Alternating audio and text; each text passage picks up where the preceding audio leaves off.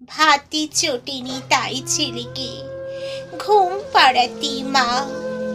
দৈত্য দানব গল্প বলেন, নিজে ঘুমন না। রাজকন্যের গল্প বলেন, স্বল্প কথার দাগে। তিনটি প্রহর পার হয়ে যায়, তাও তো ছেলে জাগে। গল্প শোনার ধৈর্য হারায়, খোকন বলে থাক।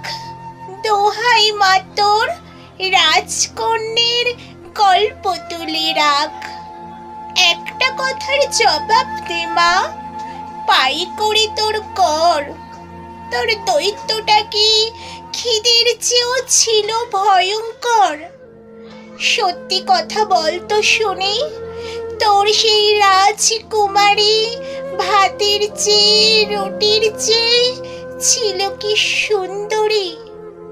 শেষ প্রহরে চোখের জলে কেবল ভাসেন মা, কঠিন বড় প্রশ্ন খোকার জবাব জানেন না। নমস্কার। যদি আমার এই আবৃত্তিটা আপনাদের একটু হলেও ভালো লেগে থাকে, লাইক করবেন, কমেন্ট করবেন, শেয়ার করবেন, রীতি আবৃত্তির চ্যানেলের সঙ্গে থাকবেন। ধন্যবাদ।